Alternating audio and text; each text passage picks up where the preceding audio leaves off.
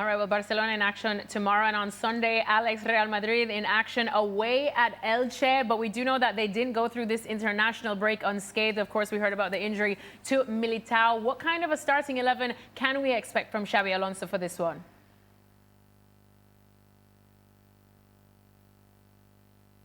This season, and he'll be missed, no question about that. There are doubts about a number of other players as well.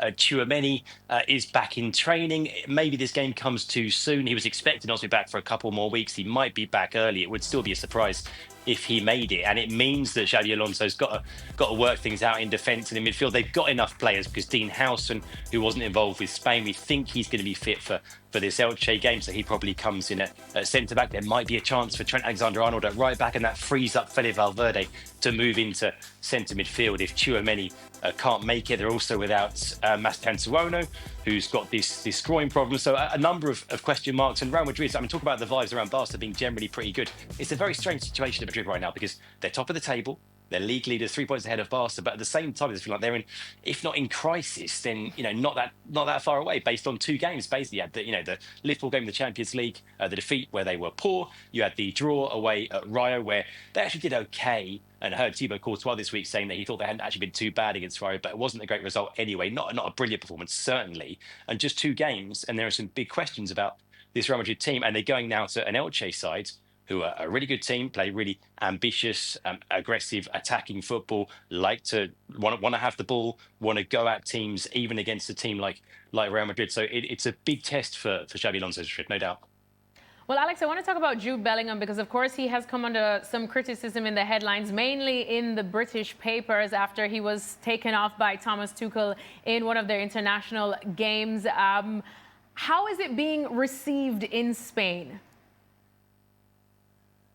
Yeah, some of that, I think, with a slightly sort of quizzical, like not fully understanding why there's so much seeming controversy around Jude Bellingham in the English press, because it's not something that you see here. It's not something we've seen really generally reflected in his role in this Real Madrid team, which, there's never really been any question marks around, while they are seemingly with his place in the England team. Of course, he was out for the first couple of months of the season after that shoulder surgery. He's come back. Him coming back took a little bit longer than we thought. He was rushed back actually by Xabi Alonso a bit sooner than perhaps he should have. But before the international break, Bellingham was in really, really good form. I think it was something like 3 goals and an assist in 4 games or something like that, looking decisive, looking a lot happier than he had before that shoulder injury, moving with freedom for the first time in a year or two, and looking like the player, the feeling here was the player that he was in that first season, being decisive, scoring goals. Still some work to do in terms of exactly where he fits into this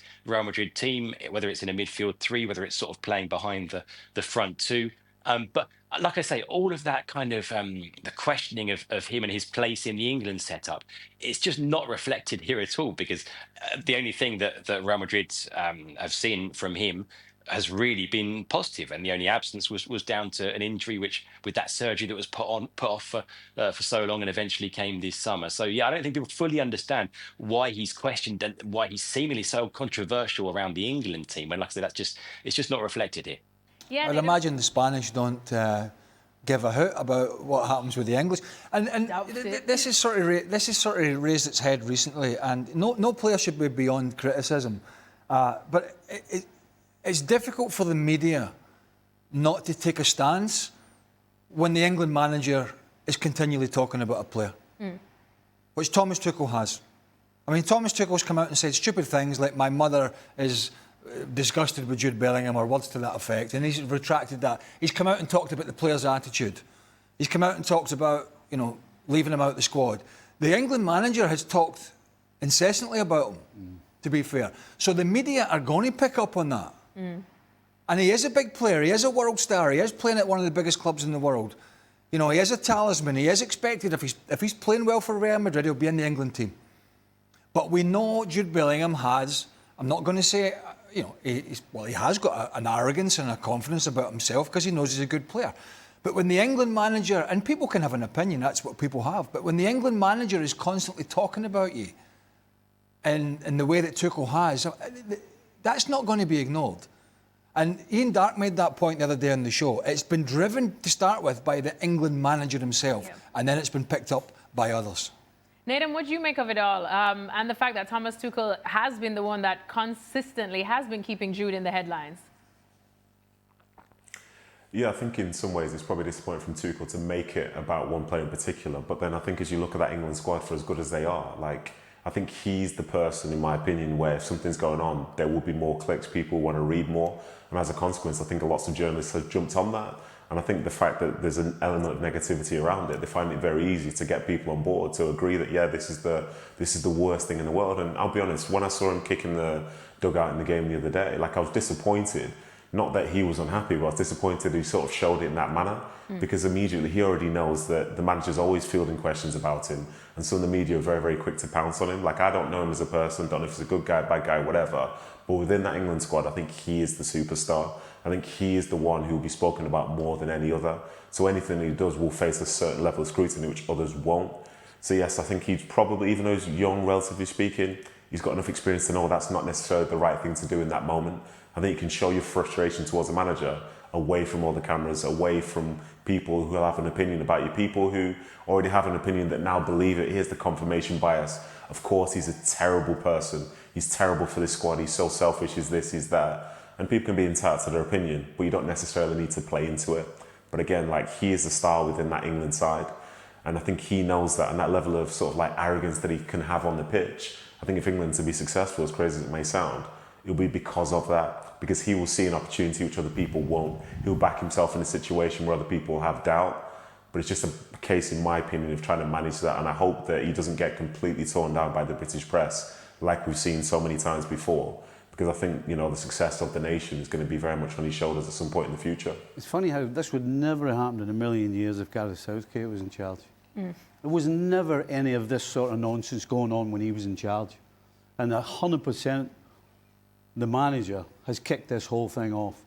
And unfortunately, when the press get a hold of it, they'll run with it. Fans, if they hear it long enough, loud enough, and often enough, all of a sudden it's true. I played with one of the greatest England players of all time, in John Barnes. And the press got a hold of him, and it was, well, he never plays well for England, he doesn't play the same way he does for Liverpool, and he ended up getting booed at home. I mean, just ridiculous. So Thomas Tuchel, if this thing just might keep rumbling on and on and on, because for somebody like John Barnes it did. And if it does for Jude Bellingham, not only will it affect Jude Bellingham, but it will affect the rest of the England team as well. So Thomas Tuchel's got a lot to answer for in terms of opening his mouth and starting all this with Jude Bellingham. Nedum, do you agree? The fact that this would have never happened with Gareth Southgate? Yeah, to be honest, I think I have to agree. I don't think Jude Bellingham has just started his England career under Thomas Tuchel. And I think in the past there were certain things which were being sort of levelled at Bellingham as such, but Southgate wasn't the one who was making it any worse. I think if anything, he was somebody who wanted to try and protect the players and put them in a space to where they could try and perform to their best. And don't get me wrong, like, it's not necessarily the perfect strategy as such, and maybe there were issues in particular at the last Euros when you start to hear little rumours of this happening, that happening, discontent within the camp. But ultimately, they try to keep things within the camp. I think sometimes it's not good for the person who's at the top of the tree and the manager almost criticising the player out in the open in a manner which is especially to do with somebody's, say, character, for example. Because then people start to run with it, as the guys are saying. When people run with it and fans listen to it, it's very easy to believe. And even though you've never seen it yourself, you believe it must be true because somebody wrote it. And not only did somebody write it, someone else discussed it and somebody agreed with it. So yeah, these are facts now. You start to create this sort of narrative around a player who in some ways, you know, needs the support like other people. You know, he's still, as I say, relatively young. You know, he's imperfect, as is the case with pretty much everybody. But I think ultimately, like I say, the way that the British press can be at times, and it's not everybody, but it's enough people to make a difference. And as Stevie said, like, that's happened to John Barnes. You've seen it happen before with like Raheem Sterling and other people. And you sort of ask the question, well, why is it happening like this? And is it something that essentially they feel they need to do? Because it's just disappointing from that standpoint, because these are people who will do their best to represent their country and feel the most pride when they do it.